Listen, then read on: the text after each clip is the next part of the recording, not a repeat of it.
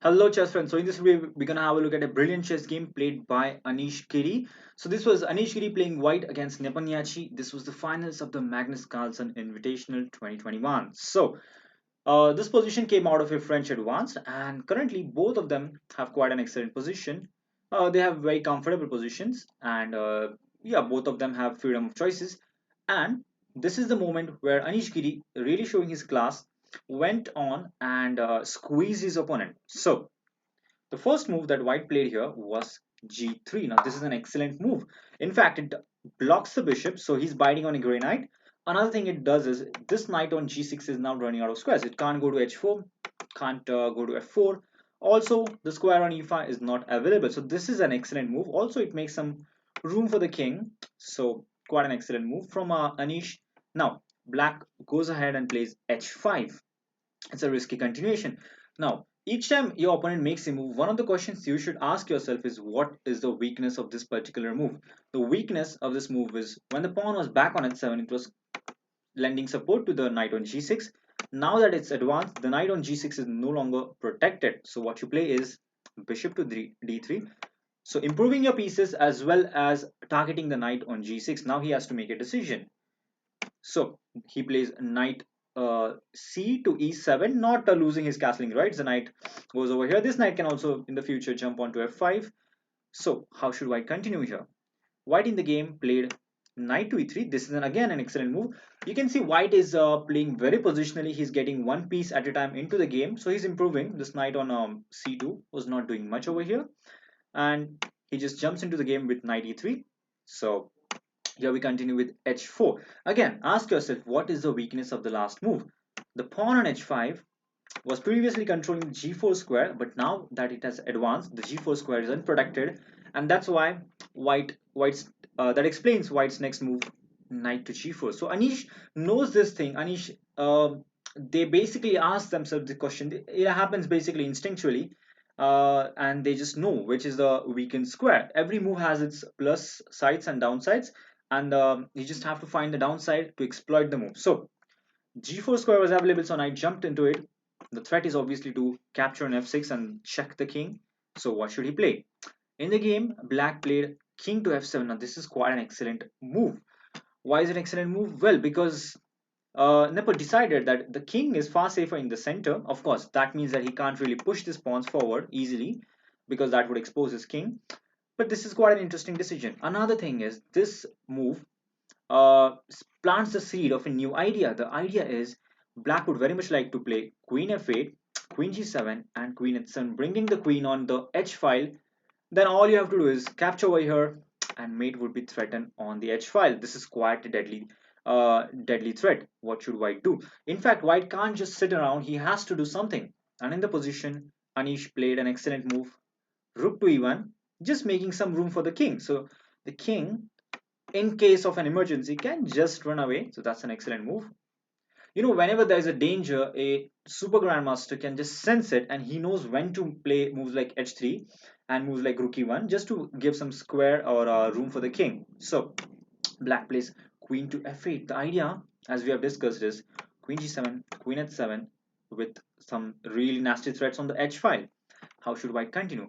White decided that he cannot make normal moves like developing the bishop or the queen. He has to do something concrete right now. If he wants to stay in the game, he has to react. So Anish played an excellent move here, knight f to e5. Why do I call it an excellent move? In fact, this is a blunder according to engines, but this game was not played between two engines. I think this is something that many players have to understand.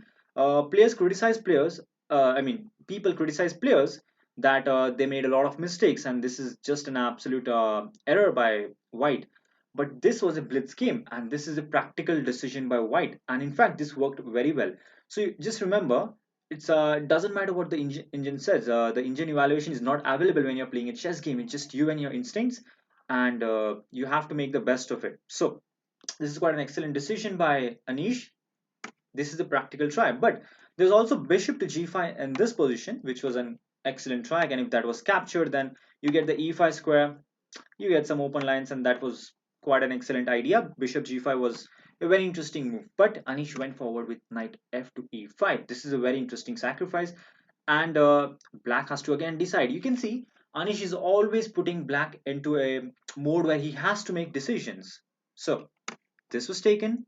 Now you play d takes on e5. So finally we have a spearhead on e5, and this can actually work out very well. And sometimes it provides the f6 square for our pieces. Maybe the knight, maybe this bishop, who knows. So that's a good idea. Black now plays bishop to c5, just looking at this square. But now it's white to play. How should white continue here? White in the game played an excellent move, bishop g5, getting the final piece into the game. All he has to do is move the queen, and he would continue his development. There are threats like queen f3, queen a4, not queen a4, queen b3 probably, and he would have completed his development. Also, there is a good harmony between the white pieces, whereas black's pieces have started to kind of lose their harmony. So this was captured. H takes. Something gonna happen on the H file? Let's see. Black here, Nepo played an excellent move, bishop c6. Now, there is a really serious threat. The threat is simple. He'd like to play d4, opening up the bishop, and then rook to h1 would be a very powerful threat of checkmate. So white has to do something here. In the game, he played rook c1. Anish attacks the bishop. Nepo ignores it. He says, I'm gonna play d4. You wanna capture, you can take, but just beware, there's a mate in one happening over here. You can't just be greedy here. So Anish has to make a decision, and basically he has to part with one of his best pieces in the game, his lovely bishop on d3. I think that's a really good bishop. But here he has to play bishop e4, trying to exchange that bishop, because this bishop on c6 is really too powerful. It cannot be tolerated. So here we have the exchanges. And white went on to play knight to f5. Now, isn't this piece free? It's not, because after the move knight to f5, the queen is now protecting the piece on c5, so that's well protected. And how should white continue again? Well, there are threats like white could definitely play moves like b4, just trying to get the rook on the 7th heaven. But Anish played a better move here. He played rook queen to a4. The queen is looking at the d7 square. And now you see it's like a vultures are gathering around the black king. There are already three pieces over here. The queen can invade from d7. There can be moves like b4 and rook to c7. So things are not very clear here. Anything can happen. The only hope for black here is to get his queen somehow on the h file. If he can successfully do it, then he'll get a mate. But if he can't, then his king will be in trouble and he would lose the game. So in the game, he defended with rook to c8. This check doesn't really do much because he can simply block it with the bishop or the knights. Doesn't really harm black's position. So bishop to f6, an excellent move. We are finally using the spearhead. Now the bishop sits on the square, attacks the rook, and basically we are forcing, again, Anish in this game constantly forced black to make a decision, and here it's the same case again. He is forcing black to make a decision, and this is a very important thing in a blitz game. You have to force your opponent to make critical decisions, and yes, they'll make some decisions. Some of the decisions will be accurate, but there's huge chance that they will go wrong. And in this position, Nepomniachtchi went wrong. He played rook to h7. Basically, there were three squares: g8, h7, and h4. One of it was very pathetic, very bad. Going to h4 was really bad. Going to h7, which happened in the game, was a blunder and loses the game. The correct move was the pale looking move, rook to g8. Now this looks very inactive. It's like you have to go away from a plan. Your plan was to attack on the h file, and now you can't really do it, but that was the correct move.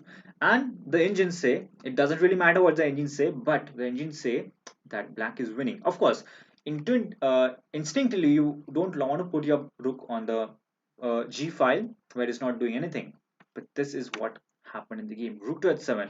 He's keeping the piece on the h file, but this is a mistake. What's the problem with this move? And the problem is the 8th rank has lost a huge amount of its power because this rook has moved forward and this rook is less protected now. So the move that white should play here is, maybe you just want to give yourself a few seconds and try to guess the move that white played here. All right, so white here played an excellent move, queen to d7. This perfectly demonstrates the idea. And now no matter what black plays, he is losing material. So He plays knight g to e7. That was captured. Well, if bishop takes, just going back, pardon me for that. If the bishop goes here, then simply rook takes e8 wins the rook over here, and that is completely lost. So the bishop can't really move. So he blocked with the knight. Now what do? We take that. He has to again make a decision. He has several pieces to capture. Bishop takes is a mistake because of rook takes c8, losing the rook. Queen takes. Oh, I think the light's gone. It's raining here in India, but anyway, I'll continue the video.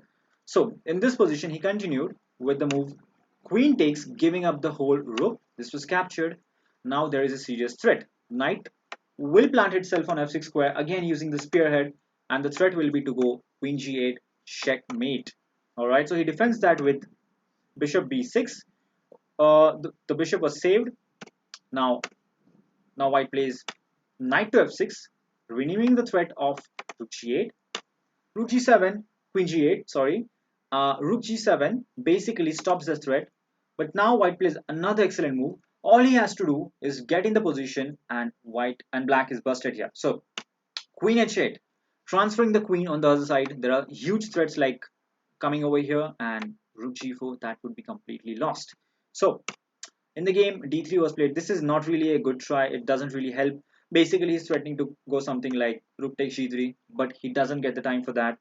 White plays here, queen h5, check. The king has to react. He blocks here, block with the rook.